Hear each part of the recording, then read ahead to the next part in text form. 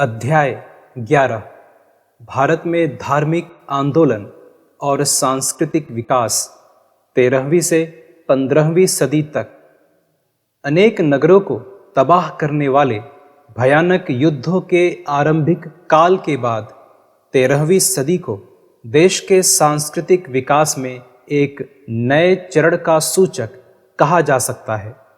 जो तुर्क आक्रमणकारी भारत में आए वे कोई उजड्ड और बर्बर नहीं थे। अपने मध्य एशियाई मूल स्थान से 9वीं और 10वीं सदियों में पश्चिम एशिया आने के बाद उन्होंने इस्लाम अपना लिया था, ठीक वैसे ही जैसे पहले के आक्रमणकारियों ने बौद्ध धर्म या हिंदू धर्म को अपनाया था। उन्होंने इस क्षेत्र की संस्कृति को भी तेजी से आत्मसात किया। अरबी फारसी संस्कृति, जिसमें मोरक्को और स्पेन से लेकर ईरान और उसके आसपास के क्षेत्रों तक पूरी इस्लामी दुनिया रंगी हुई थी, इस समय अपने चरमोत्कर्ष पर थी। विज्ञान, जहाजरानी और साहित्य आदि क्षेत्रों में इस इलाके के लोगों ने अनेक महत्वपूर्ण योगदान दिए थे। तुर्क जब भारत में आए तब न सिर्फ इस्लाम में उनकी सुस्पष्ट आस्था थी, बल्कि शासन, कला, वास्तुकला आदि के बारे में उनके विचार भी इस्लामी थे। ठोस धार्मिक विश्वासों तथा कला, वास्तुकला और साहित्य के बारे में सुविकसित विचारों से युक्त भारतवासियों के साथ तुर्कों के संपर्क के कारण दीर्घकालिक परिप्रेक्ष्य में एक नई समृद्ध संस्कृति का विकास हुआ। लेकिन यह एक लंबी प्रक्रिया थी, जिसमें विध्वंस के बाद या उसके साथ साथ निर्माण के काल भी आए। जब दो पक्ष अपने अपने विचारों पर दृढ़ता से कायम हों तो आपसी गलतफहमी और टकराव तो हमेशा ही होते हैं, लेकिन इससे कहीं अधिक महत्वपूर्ण आपसी समझ पैदा करने के लिए किए गए प्रयास थे, जिनके फलस्वरूप अनेक क्षेत्रों में आपसी लेन देन की प्रक्रिया शुरू हुई, जैसे कला, वास्तुकला, संगीत, साहित्य, यहाँ तक कि रीति रिवाजों और समारोहों, कर्मकांडों, धार्मिक विश्वासों, विज्ञान और प्रौद्योगिकी जैसे क्षेत्रों में भी। फिर भी दोनों समुदायों में टकराव और संघर्ष की जड़ें गहरी रहीं। इसलिए आत्मसातकरण की प्रक्रिया में अनेक उतार चढ़ाव आए तथा इसमें अलग अलग क्षेत्रों, अलग अलग इलाकों और अलग अलग कालों में विभिन्नताएं रहीं। वास्तुकला नए शासकों की आरंभिक आवश्यकताओं में रहने के लिए आवास और पूजा स्थल भी शामिल थे। पहले उन्होंने अनेक मंदिरों तथा दूसरे भवनों को मस्जिदों में बदल डाला तथा अनेक को नष्ट करके उनकी सामग्री का इस्तेमाल अन्य मस्जिदें बनाने के लिए किया। दिल्ली में कुतुब मीनार के पास कुव्वत उल इस्लाम मस्जिद और अजमेर की 2.5 दिन का झोपड़ा नामक इमारत इसकी मिसालें हैं। इसमें पहली इमारत एक मंदिर थी और दूसरी एक मठ थी। दिल्ली में नया निर्माण कार्य यह हुआ कि नष्ट कर दिए गए गर्भगृह के सामने 3 बेहद नक्काशीदार मेहराब बना दिए गए। इन मेहराबों की सज्जा की शैली बहुत दिलचस्प है। इनमें मनुष्य या पशु की कोई आकृति नहीं है, क्योंकि ऐसा करना गैर इस्लामी माना जाता था। इसके बदले इनमें फूलों की लड़ियों और कुरान की आयतों का प्रयोग किया गया है, जो अत्यंत कलात्मक ढंग से आपस में गुथी हुई हैं। जल्द ही तुर्कों ने अपनी इमारतें बनवानी शुरू कर दी। इसके लिए उन्होंने अधिकतर संग तराश, राजगीर आदि ऐसे देशी कारीगरों का उपयोग किया जो अपने कौशल के लिए विख्यात थे। बाद में कुछ उस्ताद वास्तुशिल्पी पश्चिम एशिया से भारत आए। अपनी इमारतों में तुर्कों ने बड़े पैमाने पर मेहराबों और गुंबदों का प्रयोग किया। तुर्क या मुस्लिम आविष्कार न तो मेहराब थी न गुंबद। अरबों ने बैजंतनी साम्राज्य के माध्यम से इनको रोम से ग्रहण किया था, इनका विकास किया था और इनको अपना बना लिया था। मेहराब और गुंबद के उपयोग के अनेक लाभ थे। गुंबद एक मनमोहक गगन रेखा स्काई लाइन का काम करती थी। वास्तुशिल्पियों का अनुभव और आत्मविश्वास बढ़ने के साथ साथ गुंबदों की ऊंचाई भी बढ़ती गई। चौकोर इमारत पर गोल गुंबद बनाने संबंधी अनेक प्रयोग किए गए। एक विधि यह थी कि कोने में एक चौकोर पत्थर रखा जाए और उसके नीचे की जगह का प्रयोग सजावट के लिए किया जाए, या फिर कोने में एक मेहराब खड़ी की जाए। इसे बगली मेहराब कहा जाता था। गुंबद को भी अधिकाधिक ऊंचा बनाया जाने लगा। इस तरह अनेक ऊंचे और प्रभावशाली भवनों का निर्माण हुआ। मेहराब और गुंबद के कारण छत को सहारा देने के लिए खंभों की एक बड़ी संख्या की आवश्यकता नहीं रही और ऐसे विशाल मंडपों का निर्माण संभव हुआ जिनमें सिरे से सिरे तक देखा जा सके। ऐसे सभा स्थल मस्जिदों के लिए भी उपयोगी थे और महलों के लिए भी, लेकिन मेहराब और गुंबद के लिए अच्छे चूने की आवश्यकता थी, वरना पत्थरों को जोड़े नहीं रखा जा सकता था। तुर्कों ने अपनी इमारतों में उम्दा किस्म के हल्के चूने का इस्तेमाल किया। तुर्कों के आगमन के बाद उत्तर भारत में नए वास्तु रूपों और बेहतर किस्म के चूने का व्यापक उपयोग होने लगा। भारतवासियों को मेहराब और गुंबद का पहले भी ज्ञान था, पर इस विधि से बहुत कम इमारतें बनाई जाती थी। इसके अलावा गुंबद बनाने की सही वैज्ञानिक विधि संभवतः अपनाई नहीं जाती थी। सामान्यतः भारतवासियों की निर्माण की विधि यह थी कि एक पर एक पत्थर जमाते जाएं, खोखल को छोटा करते जाएं और फिर ऊपर एक पत्थर से ढक दिया जाए, या फिर पत्थरों की एक पंक्ति पर शहतीर जमा दी जाए। तुर्क शासकों ने अपनी इमारतों में गुंबद और मेहराब की विधि तथा पंक्ति और शहतीर की विधि दोनों का प्रयोग किया। इमारतों की सज्जा में तुर्कों ने मनुष्यों और पशुओं की आकृतियां बनाने से परहेज किया। इनके स्थान पर उन्होंने ज्यामितीय और फूलों की आकृतियों का प्रयोग किया और उन्हें ऐसी पट्टियों से समन्वित किया जिन पर कुरान की आयतें खुदी होती थी। इस तरह अरबी लिपि स्वयं ही एक कलाकृति बन गई। सज्जा की इन विधियों के सम्मिलित रूप को अरबस्क अरब शैली कहते हैं। उन्होंने घंटी, स्वस्तिक, कमल आदि हिंदू प्रतीकों का भी खुलकर प्रयोग किया। इस तरह भारतवासियों की तरह तुर्क भी साज सज्जा के बेहद शौकीन थे। इस काम में हिंदू संग तराशों के कौशल का पूरा उपयोग किया गया। इल्तुतमिश के छोटे से मकबरे कुतुब मीनार के पास की दीवारें इतनी बारीकी से सुसज्जित हैं कि शायद ही 1 इंच स्थान खाली छूटा हो। तुर्कों ने लाल बलुआ पत्थर के उपयोग से अपनी इमारतों में रंग भी भरा।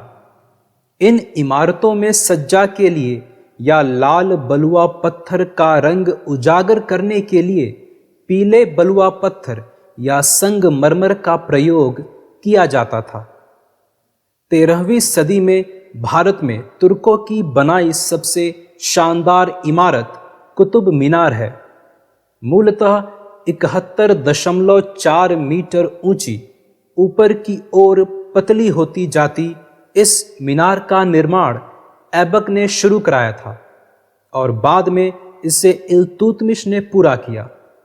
यह सोचना गलत है कि यह दिल्ली के लोकप्रिय सूफी संत कुतुबुद्दीन बख्तियार काकी को समर्पित है। उनको समर्पित इमारत का नाम कुतुब मीनार नहीं बल्कि कुव्वत उल इस्लाम मस्जिद था। हालांकि भारत और पश्चिम एशिया दोनों में मीनारें बनाने की परंपरा रही है, पर कुतुब मीनार अनेक प्रकार से अद्वितीय है। इसका प्रभाव मुख्यतः ऐसे कुशल ढंग से छज्जे निकालने के कारण है कि वे मुख्य मीनार से जुड़े रहते हैं। लाल और सफ़ेद बलुआ पत्थरों तथा पट्टियों और शीर्ष भागों में संगमरमर का प्रयोग भी उसके प्रभाव में वृद्धि करते हैं। खलजी काल में बहुत सारे निर्माण कार्य हुए। अलाउद्दीन ने कुतुब मीनार के इलाके से कुछ ही किलोमीटर की दूरी पर सीरी को अपनी राजधानी बनाया। दुर्भाग्य से इस नगर का कोई अवशेष लगभग नहीं बचा है।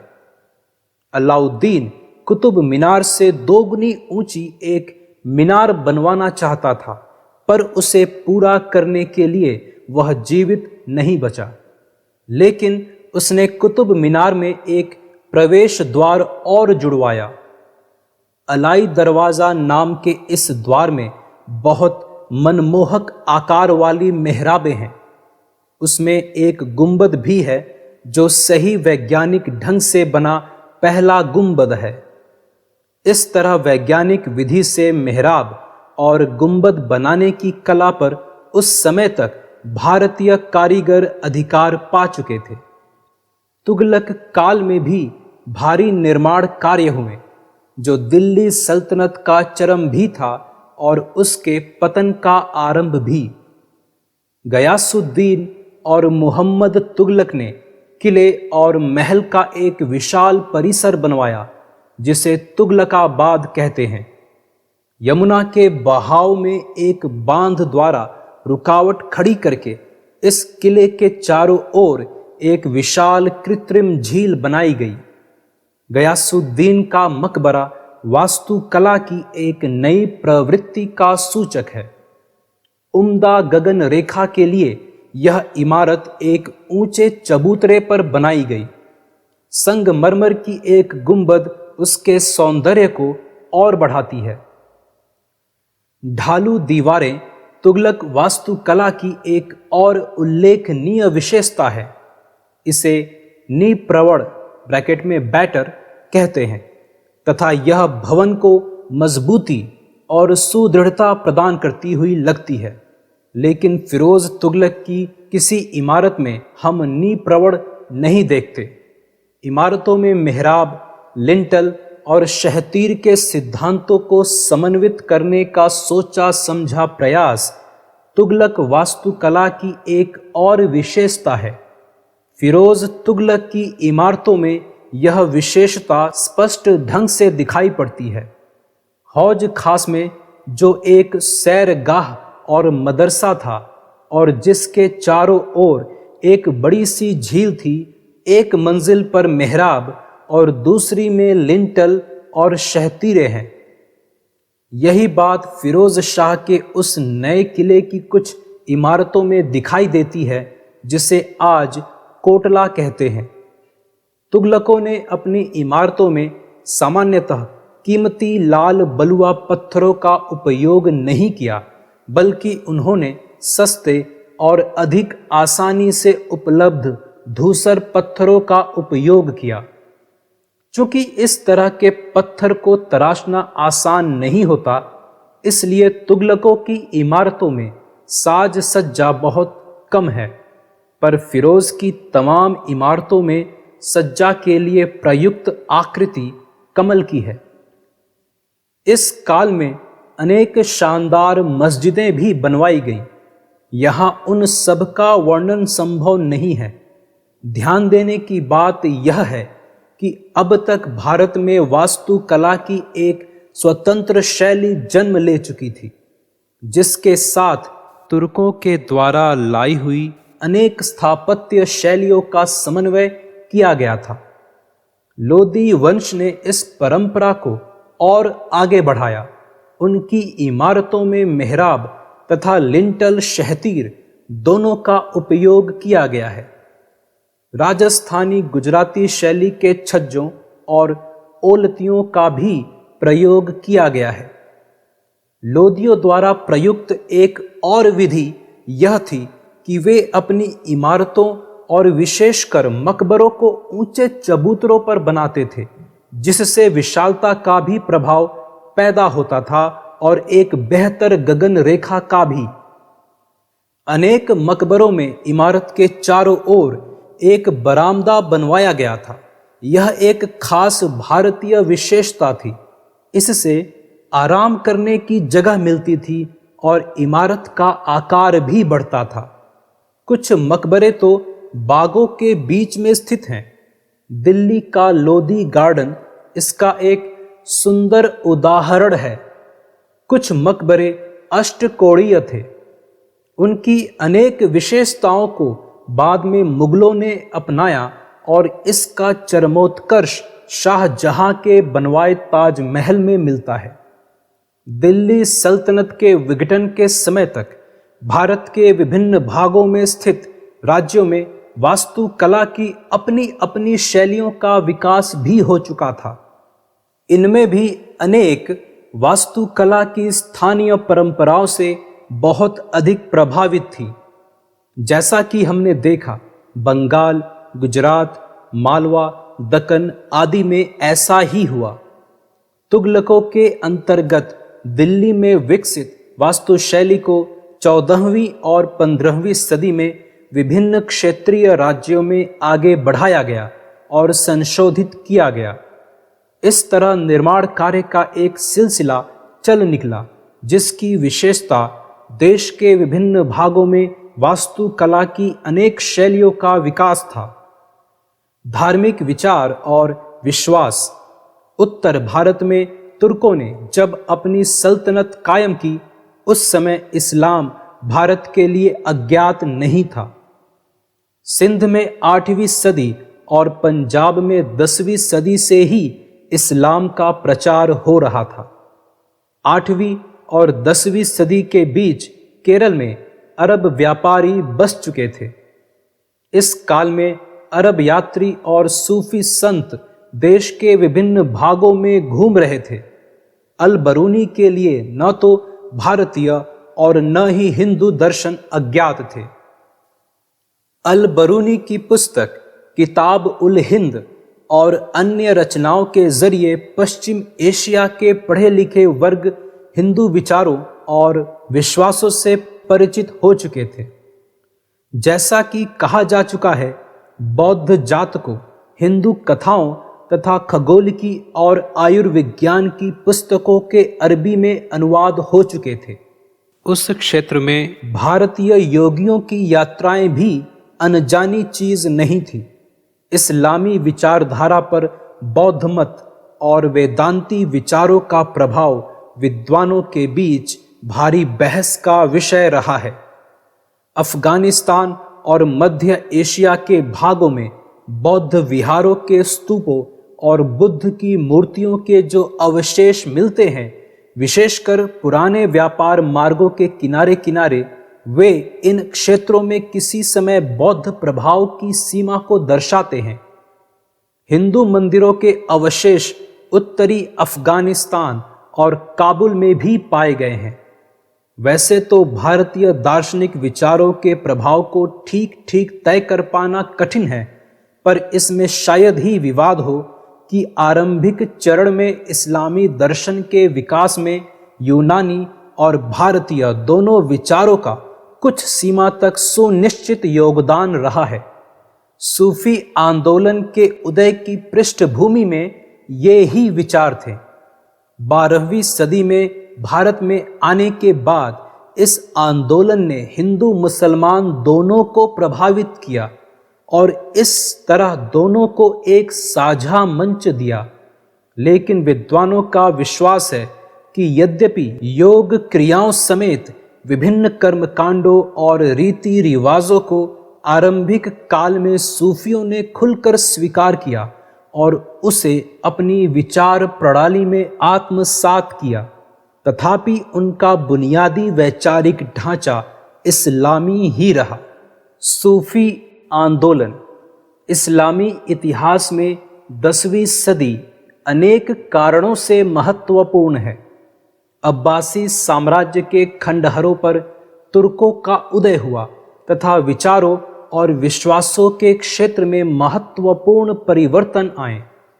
विचारों के क्षेत्र में यह मुतजिला अर्थात एक बुद्धिवादी दर्शन के वर्चस्व की समाप्ति का काल है। जब कुरान और हदीस ब्रैकेट में पैगंबर के वचनों पर आधारित रूढ़िवादी संप्रदाय का तथा रहस्यवादी सूफी सिलसिलों का विकास हुआ। बुद्धिवादियों पर संशयवाद और नास्तिकता फैलाने का आरोप लगाया जाता था। विशेषकर यह तर्क दिया जाता था कि उनका एकात्म दर्शन, जो सृष्टा और सृष्टि को बुनियादी तौर पर एक मानता था, धर्म विरोधी था, क्योंकि उसमें सृष्टा और सृष्टि के बीच कोई अंतर रह नहीं जाता था। वे यह भी मानते थे कि कुरान कोई खुदाई किताब नहीं है, बल्कि रहस्यमय प्रेरणा की उपज है, जिसकी आलोचनात्मक छानबीन हो सकती है। परंपरावादियों की कृति ने इस्लामी कानून के 4 संप्रदायों में ठोस रूप ग्रहण किया। इनमें हनफी विचारधारा को, जो सबसे उदार था, पूर्वीय तुर्कों ने अपनाया, जो आगे चलकर भारत आए। इस्लाम के बहुत आरंभिक चरण में ही रहस्यवादियों का उदय हो चुका था, जिनको सूफी कहते थे। उनमें से अधिकांश गहरी आस्था वाले लोग थे, जो इस्लामी सल्तनत की स्थापना के बाद दौलत की भोड़ी नुमाइश और नैतिकता के पतन से घृणा करते थे। इसलिए ये संत राज्य से कोई संबंध रखना नहीं चाहते थे और यह परंपरा आगे भी जारी रही। महिला सूफी संत राबिया (8वीं सदी) और मंसूर बिन हल्लाज 10वीं सदी जैसे कुछ आरंभिक सूफियों ने ईश्वर और आत्मा के संबंध के रूप में प्रेम पर बहुत जोर दिया, लेकिन उनके सर्वेश्वरवादी दृष्टिकोण के कारण उनका टकराव रूढ़िवादी तत्वों से हुआ, जिन्होंने धर्मद्रोह के आरोप में मंसूर को फांसी पर चढ़वा दिया। इसके बावजूद मुस्लिम जनता में सूफी विचारों का प्रसार जारी रहा। अल गजाली (मृत्यु 1112) ने, जिसका सम्मान रूढ़िवादी तत्व भी करते हैं और सूफी भी, सूफीवाद को इस्लामी रूढ़िवाद से समन्वित करने का प्रयास किया। इसमें वे बहुत हद तक सफल रहे। उन्होंने यह तर्क देकर बुद्धिवादी दर्शन पर और गहरी चोट की कि ईश्वर और उसके गुणों का पक्का ज्ञान बुद्धि से नहीं, केवल इल्हाम या रहस्योद्घाटन से प्राप्त किया जा सकता है, और सूफियों के लिए कुरान ईश्वर की भेजी हुई किताब के रूप में महत्व रखती है। इस समय के आसपास सूफी 12 सिलसिलों में विभाजित हो चुके थे। एक सिलसिले का अगुवा आम तौर पर कोई मशहूर सूफी होता था, जो अपने शिष्यों यानी मुरीदों के साथ एक खानकाह में रहता था। गुरु (पीर) और मुरीद का संबंध सूफी परंपरा का एक महत्वपूर्ण अंग था। हर पीर अपने काम को आगे जारी रखने के लिए एक उत्तराधिकारी (वली) चुनता था। सूफियों के खानकाही संगठन तथा उनके प्रायश्चित, उपवास और सांस रोकने जैसी कुछ प्रथाओं को कभी कभी बौद्ध या हिंदू योगी प्रभाव का परिणाम बताया जाता है। इस्लाम के आगमन से पहले मध्य एशिया में बौद्ध मत का व्यापक प्रचलन था और इस्लामी दंत कथाओं में संत रूपी बुद्ध की कथा भी शामिल हो चुकी थी। इस्लाम के उदय के बाद भी योगियों का पश्चिम एशिया जाना जारी रहा और योग की पुस्तक अमृत कुंड का संस्कृत से फारसी में अनुवाद भी हुआ। सूफी हिंदुओं के वेदांती या एकेश्वरवादी विचारों से भी परिचित थे, जिसमें ईश्वर और व्यक्ति की आत्मा को मूलतः एक माना गया है। इस तरह लगता है कि भारत आने से पहले ही सूफी हिंदू बौद्ध आचार विचारों और कर्म कांडों को आत्मसात कर चुके थे। तसव्वुफ सूफीवाद पर बौद्ध दार्शनिक विचारों का सार्थक प्रभाव पड़ा या वेदांती विचारों का, यह विवाद का विषय है। विचारों का मूल तलाश करना कठिन काम होता है। सूफी संतों और अनेक आधुनिक विचारकों ने सूफी विचारों का मूल कुरान को बतलाया है।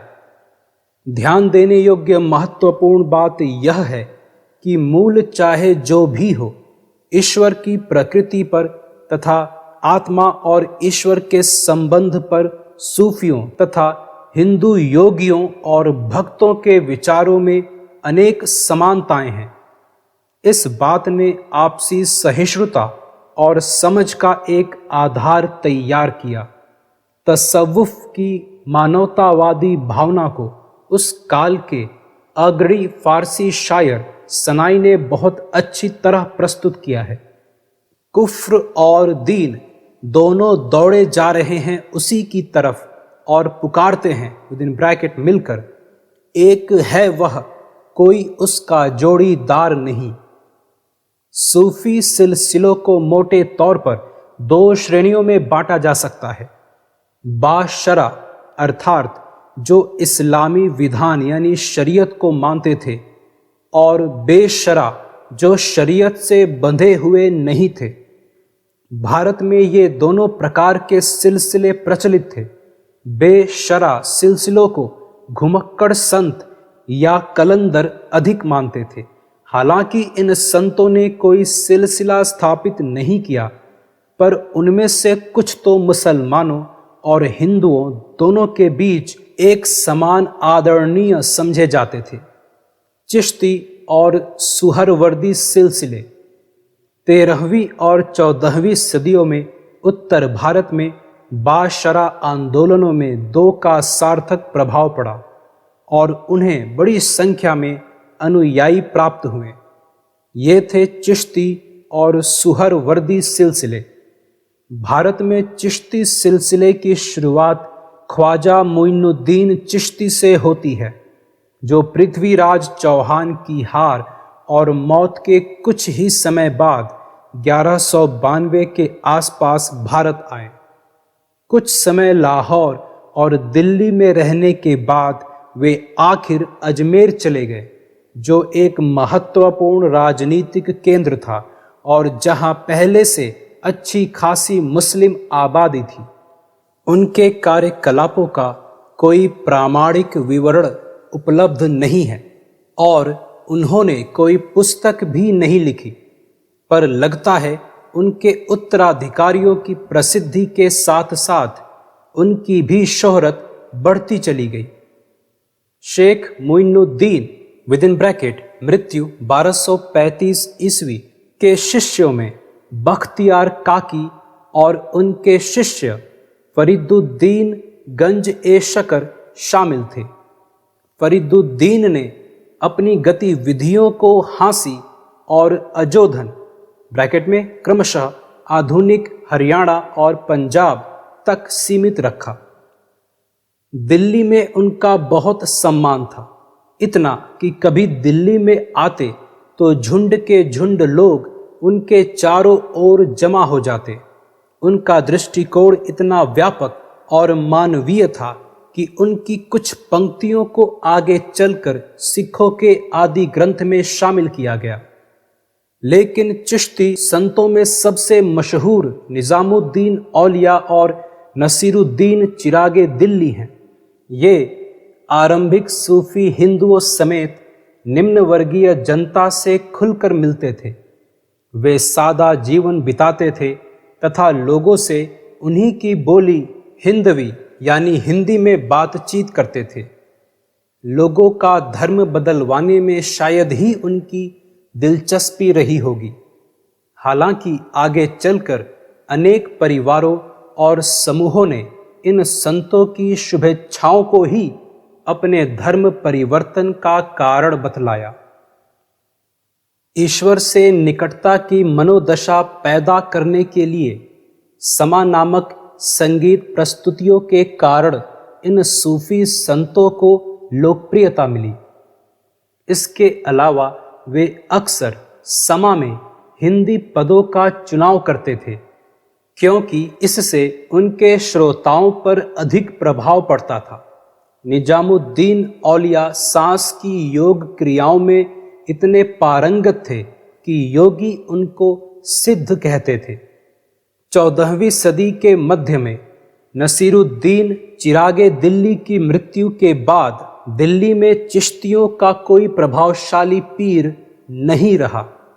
फलस्वरूप चिश्ती संत बिखर गए तथा भारत के पूर्वी और दक्षिणी भागों में भी अपना संदेश देने लगे। सुहरवर्दी सिलसिला भारत में चिश्तियों के आसपास ही आया, पर उसके कार्यकलाप अधिकतर पंजाब और मुल्तान तक सीमित रहे। शेख शहाबुद्दीन सुहरवर्दी और हमीदुद्दीन नागौरी इस सिलसिले के सबसे मशहूर संत हुए। चिश्तियों के विपरीत सुहरवर्दी संत गरीबी में जीने में विश्वास नहीं करते थे। उन्होंने राज्य की सेवा करनी स्वीकार की तथा कुछ तो धर्म से संबंधित विभाग में महत्वपूर्ण पदों पर रहे। दूसरी ओर चिश्ती राज्य और राजनीति से अलग रहने को वरीयता देते थे तथा शासकों और कुलीनों की सोहबत से कतराते थे।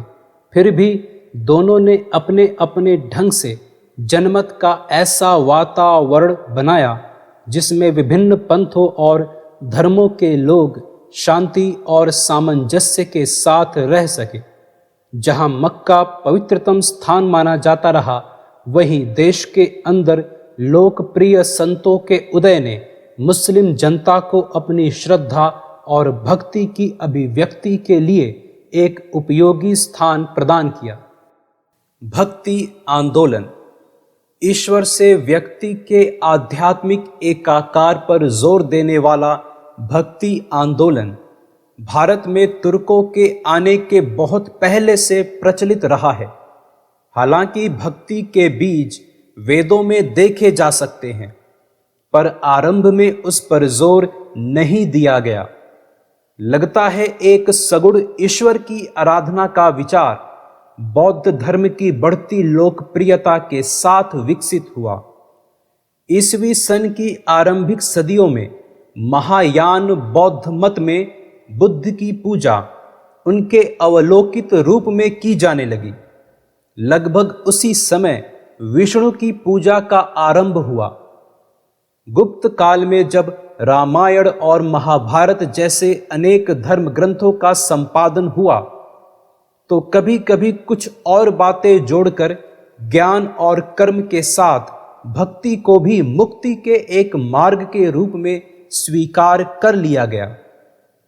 लेकिन भक्ति का वास्तविक विकास 7वीं और 12वीं सदियों के बीच दक्षिण भारत में हुआ।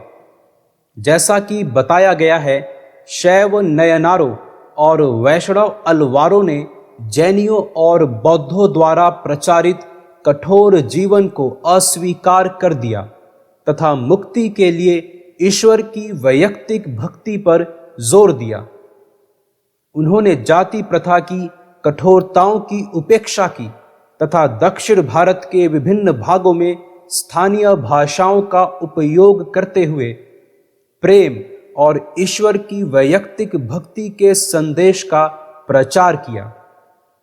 हालांकि दक्षिण और उत्तर भारत के बीच संपर्क के अनेक सूत्र थे, फिर भी भक्त संतों के विचारों की दक्षिण से उत्तर भारत में पहुंच एक धीमी और लंबी प्रक्रिया रही। अजीब बात यह है कि दक्षिण में जिन बातों के कारण नयनारों और आलवारों को लोकप्रियता मिली थी, उन्हीं के कारण उस क्षेत्र से बाहर उनका प्रभाव सीमित रहा। अर्थात इस कारण कि वे स्थानीय भाषा में उपदेश देते और काव्य रचते थे। देश में संस्कृत अभी भी विचारों की वाहक भाषा थी। भक्ति के लोकप्रिय विचारों को उत्तर में विद्वान भी लेकर आए और संत भी। इनमें उल्लेख किया जा सकता है महाराष्ट्र के संत नामदेव का, जो 14वीं सदी के पूर्वार्ध के हैं, तथा रामानंद का, जिनका काल 14वीं सदी के उत्तरार्ध से 15वीं सदी के पहले चतुर्थांश तक माना जाता है। नामदेव एक दर्जी थे, जो संत बनने से पहले कहा जाता है डाकू की वृत्ति भी अपना चुके थे। उनका काव्य जो मराठी में रचा हुआ है, ईश्वर के प्रति तीव्र प्रेम और भक्ति का भाव जगाता है। कहते हैं कि नामदेव ने दूर दूर तक यात्राएं की थी और दिल्ली के सूफी संतों के साथ विचार विमर्श कर चुके थे। रामानंद रामानुज के शिष्य थे। उनका जन्म प्रयाग यानी इलाहाबाद में हुआ था और वे वहीं तथा बनारस में रहे। उन्होंने विष्णु की जगह राम की आराधना पर बल दिया। इससे भी बड़ी बात यह कि उन्होंने चारों वर्गों को अपने भक्ति मार्ग का उपदेश दिया। उन्होंने विभिन्न जातियों के लोगों के साथ मिलकर भोजन पकाने और साथ भोजन करने पर लगे प्रतिबंध की उपेक्षा की। उन्होंने निचली जातियों समेत सभी जातियों में शिष्य बनाए। मसलन उनके शिष्यों में रविदास थे, जो जाति के मोची थे। ऐसे अन्य शिष्यों में कबीर थे, जो जुलाहे थे, सेन थे, जो नाई थे, और सधाना थे, जो कसाई थे। इन संतों ने जो बीज बोए, उन्हें फूलने फलने के लिए बहुत उर्वर भूमि मिली। राजपूत राजाओं की हार और तुर्क सल्तनत की स्थापना के बाद ब्राह्मण प्रतिष्ठा और शक्ति दोनों से वंचित हो चुके थे।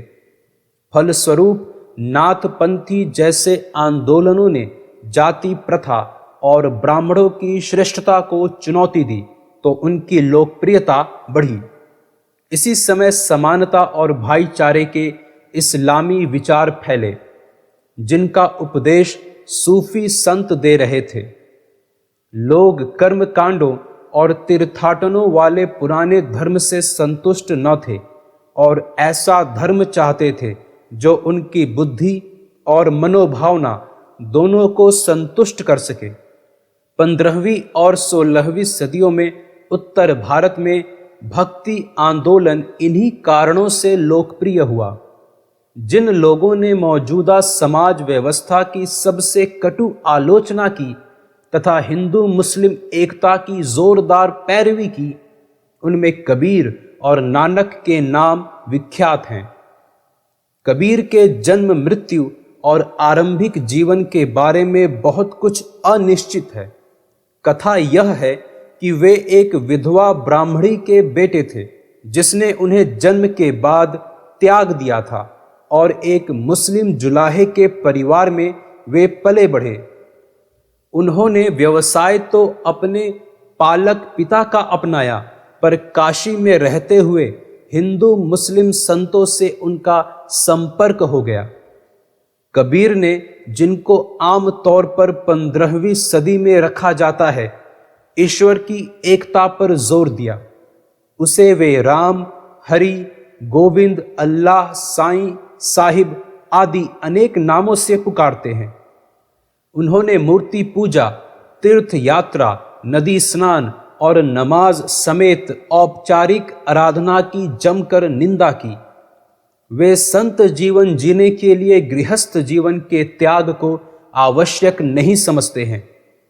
योग क्रियाओं से परिचित होने के बावजूद वे सत्य ज्ञान के लिए न तो संन्यास को महत्वपूर्ण मानते हैं, न किताबी ज्ञान को। जैसा कि एक आधुनिक इतिहासकार ताराचंद कहते हैं, कबीर का ध्येय प्रेम के ऐसे धर्म का प्रचार करना था जो सभी जातियों और पंथों को जोड़े। उन्होंने हिंदू धर्म और इस्लाम की उन विशेषताओं को अस्वीकार कर दिया जो इस भावना के विपरीत थी और जो व्यक्ति के वास्तविक आध्यात्मिक कल्याण के लिए महत्वहीन थी। कबीर ने जाति प्रथा और विशेषकर छुआछूत की जमकर निंदा की और मानव की मूलभूत एकता पर बल दिया। जाति के आधार पर हो या धर्म, नस्ल, वंश या धन के आधार पर, वे मनुष्यों के बीच हर प्रकार के भेदभाव के विरोधी थे। उनकी सहानुभूति निश्चित रूप से गरीबों के साथ थी जिनसे वे स्वयं को जोड़ते थे, लेकिन वे समाज सुधारक नहीं थे तथा उनका जोर एक सच्चे गुरु के मार्गदर्शन में व्यक्ति के सुधार पर था। गुरु नानक, जिनकी शिक्षाओं से सिख धर्म का आरंभ हुआ, 1469 में रावी नदी के किनारे स्थित गांव तलवंडी, आज का नाम नानकाना में एक खत्री परिवार में पैदा हुए थे। उनका विवाह बचपन में ही हो गया था तथा पिता का खाता बही का काम संभालने के लिए उनको फारसी की शिक्षा भी दी गई। पर नानक का रहस्यवादी मननशील रुझान था और वे संतों और साधुओं की संगत पसंद करते थे। कुछ समय बाद उनको दैवी ज्ञान मिला और उन्होंने संसार त्याग दिया। उन्होंने पद रचे और उन्हें वे अपने वफादार शिष्य मर्दाना के रबाब एक तारों वाला वाद्य की धुन पर गाया करते थे। कहते हैं कि नानक ने पूरे भारत में दूर दूर तक यात्राएं की और भारत से बाहर भी गए। जैसे दक्षिण में श्रीलंका और पश्चिम में मक्का मदीना तक। उनकी ओर बड़ी संख्या में लोग आकर्षित होने लगे और 1538 में उनकी मृत्यु से पहले उनका नाम दूर दूर तक फैल चुका था। कबीर की तरह नानक ने भी एक ईश्वर पर जोर दिया जिसका बार बार नाम जपने से तथा प्रेम और भक्ति के साथ जिसका ध्यान करने से व्यक्ति मोक्ष पा सकता है, चाहे वह किसी भी जाति, धर्म या पंथ का हो। लेकिन नानक ने ईश्वर के सानिध्य की पहली शर्त के रूप में चरित्र और आचरण की शुद्धता और मार्गदर्शन के लिए गुरु की आवश्यकता पर जोर दिया। कबीर की तरह उन्होंने भी मूर्ति पूजा, तीर्थ यात्रा और विभिन्न धर्मों के दूसरे औपचारिक कर्मकांडों की घोर निंदा की। उन्होंने मध्य मार्ग की पैरवी की जिसमें एक गृहस्थ के कर्तव्यों के साथ आध्यात्मिक जीवन का समन्वय संभव है। नानक का एक नया धर्म चलाने का कोई इरादा नहीं था। उनके सहिष्णु दृष्टिकोण का उद्देश्य हिंदुओं और मुसलमानों के अंतर को कम करना तथा शांति, सद्भावना और आदान प्रदान का वातावरण बनाना था। यही उद्देश्य कबीर का भी था। हिंदू और मुस्लिम के विशाल जनसमूह पर उनके विचारों के प्रभाव को लेकर विद्वानों ने विभिन्न मत व्यक्त किए हैं। कहा जा चुका है कि धर्म के पुराने रूप लगभग अपरिवर्तित रूप में जारी रहे, न ही जाति प्रथा को अधिक उदार बनाना संभव हो सका। कालांतर में नानक के विचारों ने एक नए धर्म यानी सिख धर्म को जन्म दिया, जबकि कबीर के अनुयायी कबीरपंथी नामक एक पंथ बनकर रह गए। लेकिन नानक और कबीर के ध्येय का महत्व एक बृहत्तर दृष्टिकोण से परखा जाना चाहिए। उन्होंने एक ऐसा जनमत तैयार किया जो सदियों तक काम करता रहा। यह बात सभी जानते हैं कि अकबर की धार्मिक नीतियों और विचारों में इन दो महान संतों की बुनियादी शिक्षाओं का उल्लेखनीय प्रतिबिंबन हुआ है, और अकबर ही इन नीतियों पर चलने वाला अकेला व्यक्ति नहीं था, जैसा कि हम पिछले अध्याय में देख चुके हैं। फिर भी यह आशा तो शायद ही किसी को रही होगी कि दोनों प्रमुख धर्मों, हिंदू धर्म और इस्लाम के रूढ़िवादी तत्व बिना लड़े हथियार डाल देंगे। जैसा कि हम आगे देखेंगे, रूढ़िवादी तत्वों ने पुराने धर्म का बचाव शुरू कर दिया, जिसको नई चुनौतियों का सामना करने के लिए नया रूप प्रदान किया गया। एक उदार और असंकीर्ण था तथा दूसरा रूढ़िवादी और परंपरावादी। इन दो व्यापक प्रवृत्तियों का आपसी संघर्ष 16वीं, 17वीं और 18वीं सदियों के बौद्धिक और धार्मिक विवादों का केंद्र था। इस सतत संघर्ष में हम देखते हैं कि कबीर, नानक और उसी तरह की सोच वाले दूसरे संतों के विचार और धारणाएं महत्वपूर्ण बनी रहीं। वैष्णव आंदोलन, कबीर और नानक के नेतृत्व वाले उदारतावादी आंदोलन के अलावा उत्तर भारत में भगवान विष्णु के दो अवतारों राम और कृष्ण की उपासना पर केंद्रित भक्ति आंदोलन का विकास हुआ। बाल कृष्ण की लीला और गोकुल की गोपियों, खासकर राधा के साथ उनकी रास लीला 15वीं और आरंभिक 16वीं सदी के अनेक महत्वपूर्ण कवियों के लिए एक विषय बन गई। उन्होंने राधा और कृष्ण के प्रेम का प्रयोग एक रूपक के ढंग से वैयक्तिक आत्मा और परमात्मा के प्रेम संबंधों के विभिन्न पक्षों को चित्रित करने के लिए किया। आरंभिक सूफियों की तरह चैतन्य ने भी एक विशेष प्रकार के योगी अनुभव के बारे में संकीर्तन को लोकप्रिय बनाया। ऐसा अनुभव जिसमें प्रभु का नाम जपने से बाह्य संसार विलीन हो जाता है। चैतन्य के अनुसार उपासना का अर्थ प्रेम और भक्ति है, गीत और नृत्य है, जिससे परमानंद की अवस्था उत्पन्न होती है, और इसी अवस्था में प्रभु साकार होते हैं, जिनको चैतन्य हरि कहते हैं। ऐसी उपासना सभी व्यक्ति कर सकते हैं, चाहे उनकी जाति या धर्म कुछ भी हो। गुजरात में नरसिंह मेहता, राजस्थान में मीरा, पश्चिमी उत्तर प्रदेश में सूरदास और बंगाल, उड़ीसा में चैतन्य की रचनाओं ने गीतात्मक प्रवाह और प्रेम की ऐसी असाधारण ऊंचाइयों को छू लिया जो जाति और धर्म की सीमाओं समेत तमाम सीमाओं का अतिक्रमण करती थी। जाति और धर्म से परे ये संत हर एक का अपने दल में स्वागत करते थे। यह बात चैतन्य के जीवन में सबसे अधिक स्पष्ट दिखाई देती है।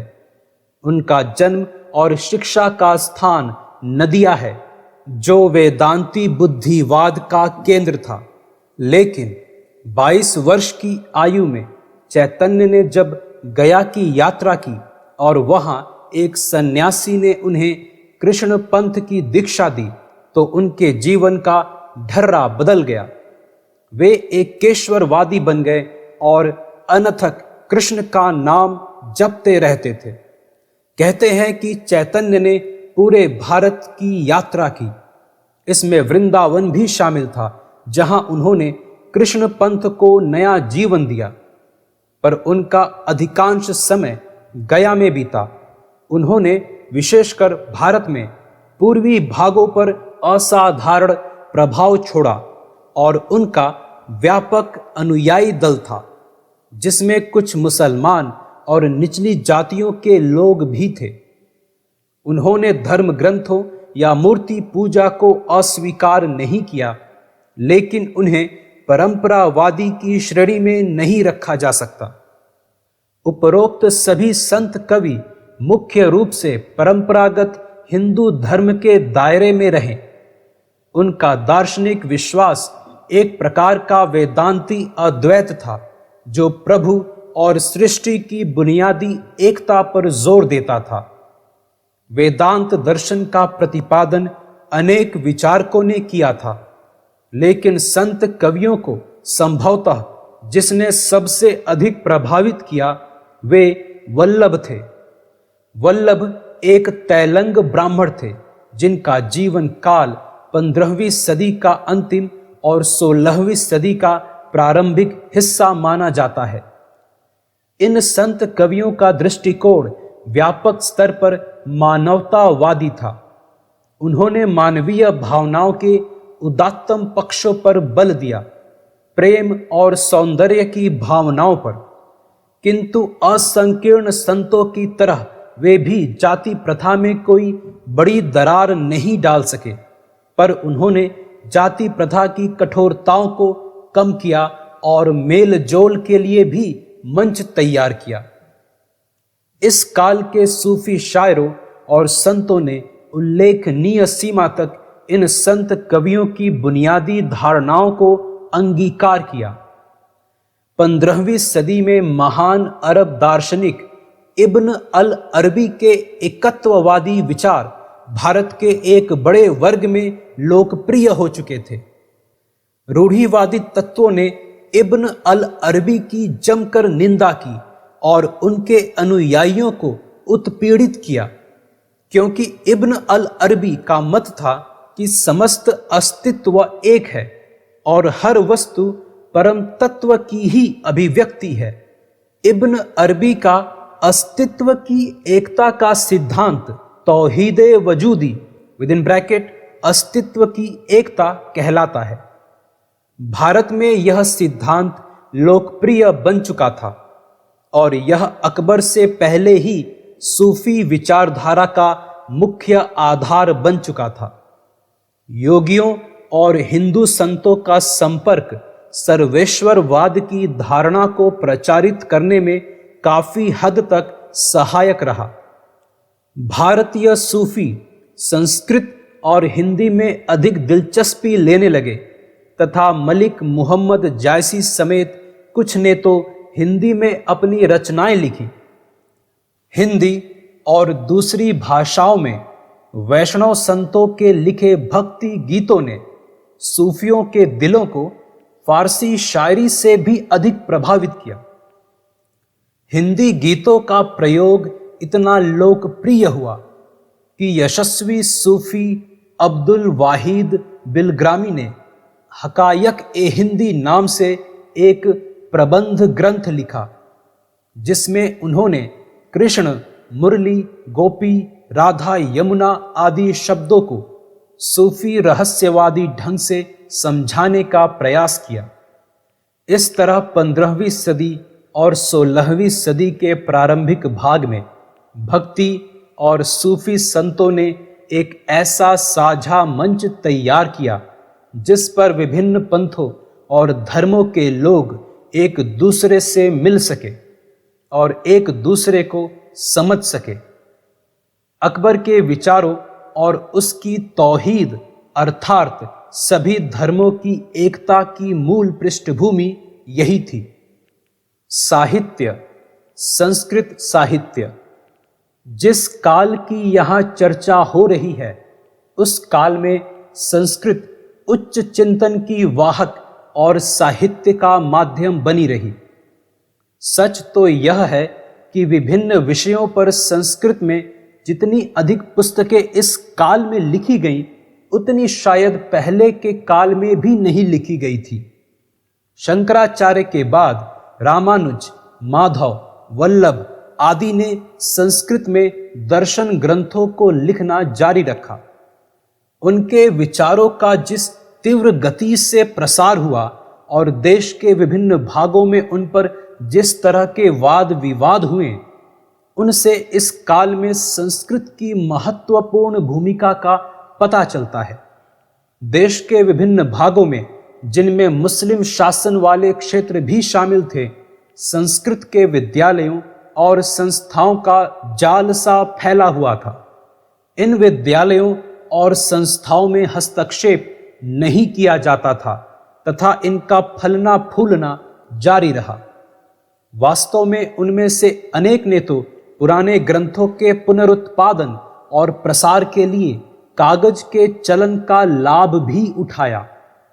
उदाहरण के लिए रामायण और महाभारत के कागज पर लिखे कुछ सबसे पुराने उपलब्ध पाठ 11वीं या 12वीं सदी और उसके बाद के हैं।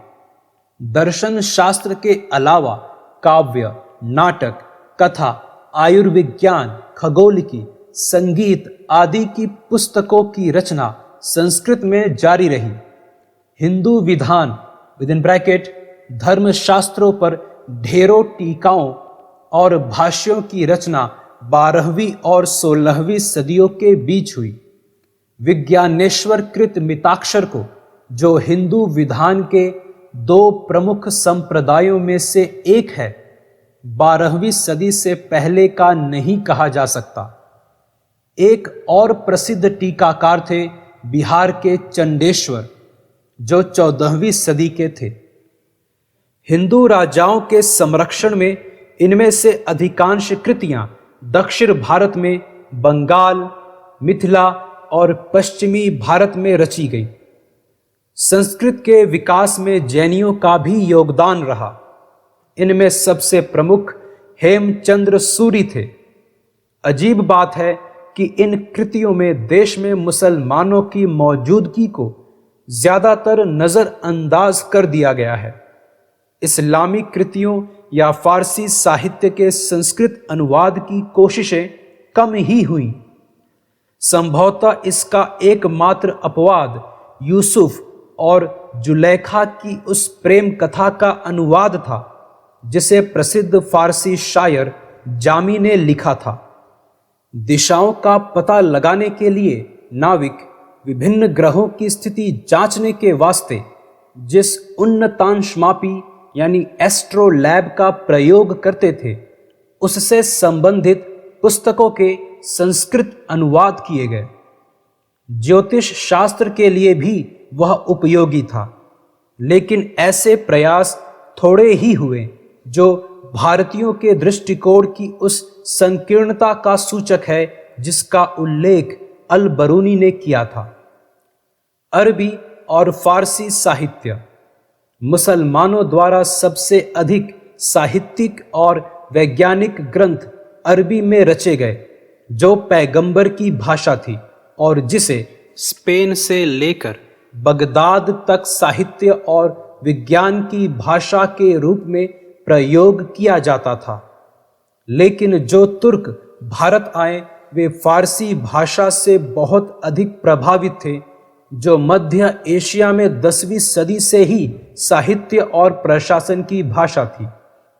भारत में अरबी का प्रयोग अधिकतर इस्लामी विद्वानों, विधि शास्त्रियों और दार्शनिकों के एक छोटे से हिस्से तक सीमित रहा और इन विषयों पर अधिकांश मौलिक साहित्य अरबी में रचा गया। विज्ञान और खगोलिकी की कुछ रचनाओं के अरबी से अनुवाद भी हुए। कालांतर में फारसी में इस्लामी शरीयत की संहिताएं भारतीय विद्वानों की सहायता से तैयार कराई गईं। इनमें सबसे महत्वपूर्ण संहिता फिरोज तुगलक के दौर की है, पर अरबी संहिताएं भी तैयार की जाती रहीं और इनमें सबसे प्रसिद्ध फतावा ए आलमगिरी है, जो औरंगजेब के काल में न्याय शास्त्रियों के एक दल द्वारा तैयार की गई विधि संहिता है। 11वीं सदी में पंजाब में तुर्कों के आगमन के साथ देश में एक नई भाषा फारसी का प्रचलन हुआ। 10वीं सदी से ही ईरान और मध्य एशिया में फारसी भाषा का पुनरुत्थान हुआ तथा फारसी भाषा के कुछ महानतम कवि जैसे फिरदौसी और सादी 10वीं और 14वीं सदियों के बीच ही हुए। आरंभ से ही तुर्कों ने फारसी को साहित्य और प्रशासन की भाषा स्वीकार कर लिया। इस तरह लाहौर फारसी भाषा के प्रचार प्रसार के पहले केंद्र के रूप में उभरा। हालांकि भारत में आरंभिक फारसी लेखकों की कुछ ही रचनाएं आज बची हैं, पर उनमें से मसूद साद सलमान जैसे कुछ लेखकों की रचनाओं में हम लाहौर से गहरे लगाव और प्रेम का भाव पाते हैं। लेकिन इस दौर के सबसे उल्लेखनीय फारसी लेखक अमीर खुसरो थे। उनका जन्म पटियाली, पश्चिमी उत्तर प्रदेश में बदायूं के पास 1252 में हुआ था। वे कहते हैं, मैंने हिंदुस्तान की तारीफ 2 कारणों से की है। एक तो इसलिए कि हिंदुस्तान मेरी जन्मभूमि और मेरा देश है। देश से प्रेम एक अहम फर्ज है। हिंदुस्तान स्वर्ग के समान है। इसकी जलवायु खुरासान की जलवायु से बेहतर है। यह साल भर हरा भरा और फूलों से लदा रहता है। यहाँ के ब्राह्मण अरस्तु जितने ही विद्वान हैं और विभिन्न क्षेत्रों में अनेक विद्वान मौजूद हैं। भारत के प्रति खुसरो के प्रेम से स्पष्ट है कि तुर्क शासक वर्ग अब एक विदेशी शासक वर्ग के रूप में व्यवहार करने के लिए तैयार न था और उनके और भारतवासियों के बीच सांस्कृतिक मेल मिलाप के लिए जमीन तैयार हो चुकी थी। खुसरो ने अनेक काव्य ग्रंथ लिखे जिनमें ऐतिहासिक प्रेम प्रसंग भी शामिल हैं।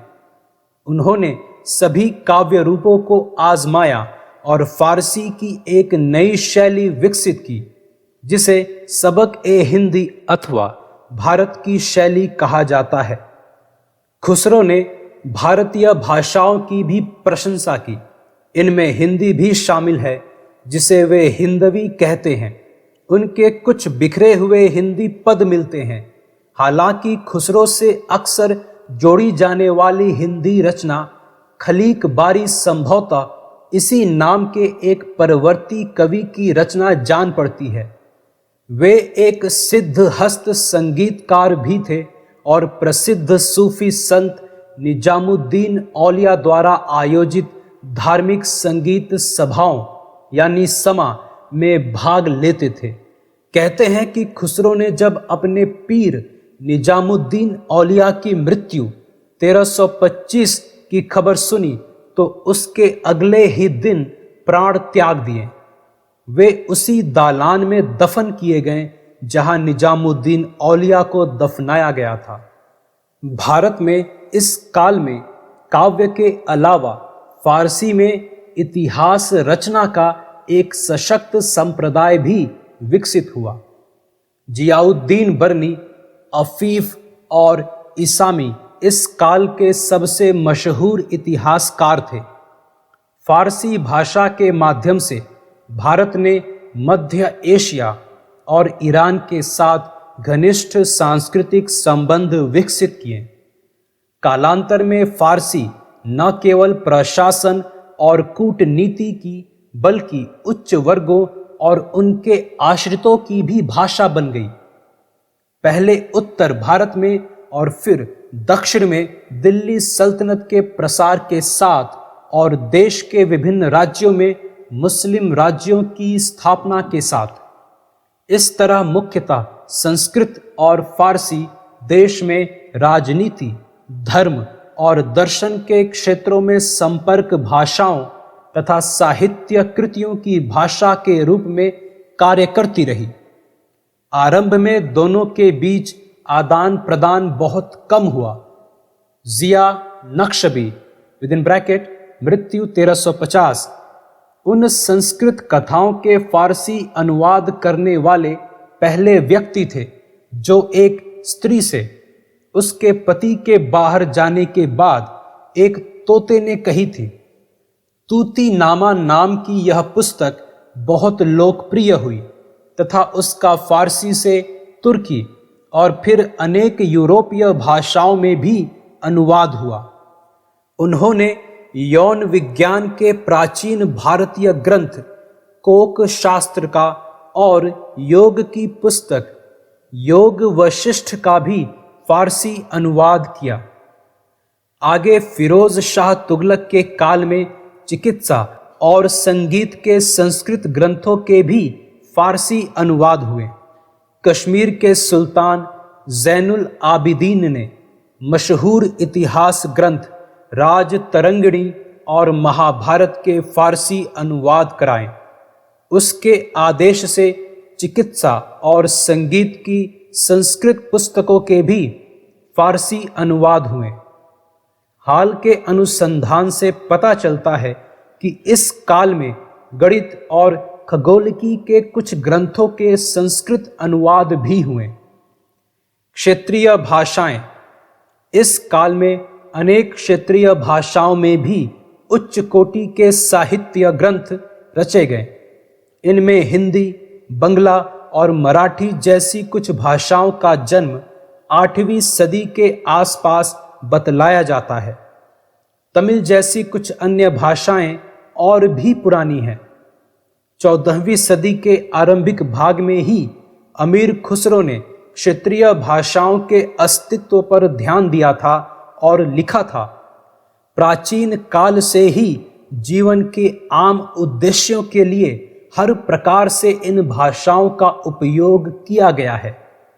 इन भाषाओं के परिपक्वता प्राप्त करने और साहित्य रचना के लिए उनका उपयोग होने को मध्यकाल की एक उल्लेखनीय विशेषता कहा जा सकता है।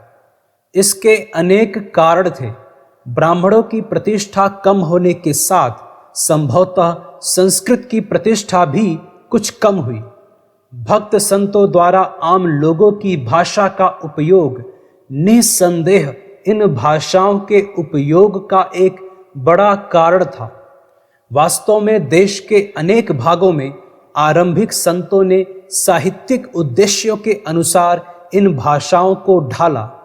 लगता है कि तुर्कों के शासनकाल की स्थापना के पूर्व अनेक क्षेत्रीय राज्यों में संस्कृत के अलावा तमिल, कन्नड़, मराठी आदि क्षेत्रीय भाषाओं का उपयोग प्रशासनिक उद्देश्यों के लिए किया जा रहा था। तुर्क काल में भी यह प्रथा जारी रही होगी, क्योंकि हमें दिल्ली सल्तनत में हिंदी भाषी मालगुजारों की नियुक्ति की बात का पता है। बाद में दिल्ली सल्तनत के विघटन के बाद अनेक क्षेत्रीय राज्यों में प्रशासनिक उद्देश्यों से फारसी के अलावा क्षेत्रीय भाषाओं का उपयोग भी जारी रहा। मसलन विजयनगर शासकों के संरक्षण में दक्षिण भारत में तेलुगु साहित्य का विकास हुआ। बहमनी सल्तनत की और बाद में बीजापुर के दरबार की प्रशासनिक भाषाओं में मराठी एक थी। कालांतर में ये भाषाएं जब विकास के एक विशेष चरण में जा पहुंची तो कुछ मुस्लिम राजाओं ने साहित्यिक उद्देश्यों के लिए भी उनको संरक्षण दिया। उदाहरण के लिए बंगाल के नुसरत शाह ने महाभारत और रामायण के बंगला अनुवाद कराए। उसके संरक्षण में मालाधार बसु ने भी भागवत का बंगला अनुवाद किया। बंगला कवियों को उसके द्वारा दिए गए संरक्षण का जिक्र पहले ही किया जा चुका है। सूफी संतों द्वारा अपनी संगीत सभाओं में हिंदी के भक्ति काव्य के उपयोग का जिक्र किया जा चुका है। जौनपुर में मलिक मोहम्मद जायसी जैसे सूफी संतों ने हिंदी में रचना की और सूफी धारणाओं को इस ढंग से सामने रखा कि जनसाधारण उसे आसानी से समझ सके। उन्होंने मसनवी जैसी अनेक फारसी काव्य विधाओं को भी लोकप्रिय बनाया। ललित कलाएं आपसी समझदारी और समन्वय की प्रवृत्तियां न सिर्फ धार्मिक विश्वासों, कर्मकांडों तथा वास्तुकला और साहित्य के क्षेत्रों में ही नहीं, बल्कि ललित कलाओं विशेषकर संगीत के क्षेत्र में भी दिखाई देती हैं। तुर्क जब भारत आए तो वे संगीत की समृद्ध अरब परंपरा की विरासत लेकर आए थे। इस विरासत को ईरान और मध्य एशिया में और भी समृद्ध किया गया था। तुर्क अपने साथ रबाब और सारंगी जैसे अनेक नए वाद्य यंत्र तथा नई संगीत पद्धतियां और नियम भी लाए थे। बगदाद के खलीफों के दरबार में भारतीय संगीत और भारतीय संगीतकारों ने भी वहां के संगीत के विकास को प्रभावित किया होगा। लेकिन भारत में दोनों के बीच सुव्यवस्थित संपर्क सल्तनत काल में ही आरंभ हुआ। हम अमीर खुसरो का हवाला पहले ही दे चुके हैं। खुसरो ने, जिनको संगीत के सिद्धांत और व्यवहार दोनों के नायक की उपाधि दी गई थी, अनेक फारसी अरबी रागों का समावेश किया, जैसे एमन, घोर, सनम आदि का। उनको सितार के आविष्कार का श्रेय भी दिया जाता है, हालांकि इसका कोई प्रमाण नहीं है। उनको तबले के विकास का श्रेय भी दिया जाता है, पर लगता है यह 17वीं सदी के अंत या 18वीं सदी के आरंभ में ही विकसित हुआ। संगीत के क्षेत्र में समन्वय की प्रक्रिया फिरोज तुगलक के काल में जारी रही, जो हर जुम्मा यानी शुक्रवार की नमाज के बाद संगीत सुना करता था। भारतीय शास्त्रीय ग्रंथ राग दर्पण का उसी के काल में फारसी अनुवाद हुआ। संगीत सभाएं सूफियों की खानकाहों से निकलकर कुलीनों के महलों तक जा पहुंची। जौनपुर का शासक सुल्तान हुसैन शर्की संगीत का महान संरक्षक था। माना जाता है कि सूफी संत पीर बोधन इस काल के दूसरे महान संगीतकार थे। एक और क्षेत्रीय राज्य ग्वालियर में भी संगीत को भरपूर प्रश्रय मिला। ग्वालियर का राजा मानसिंह एक बड़ा संगीत प्रेमी था। उसी के तत्वावधान में संगीत ग्रंथ मान कौतूहल की रचना हुई, जिसमें मुसलमानों द्वारा प्रचलित सभी नए संगीत के रागों को शामिल किया गया था।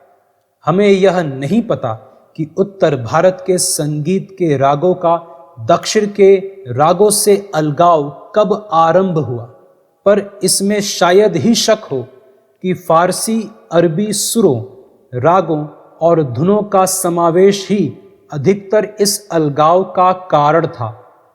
कश्मीर के राज्य में संगीत की एक अलग शैली विकसित हुई, जो बहुत हद तक फारसी संगीत से प्रभावित थी। जौनपुर की विजय के बाद सिकंदर लोदी ने दिल खोलकर संगीत को संरक्षण देने की परंपरा जारी रखी। आगे चलकर मुगल बादशाहों ने भी इस परंपरा को अपनाया।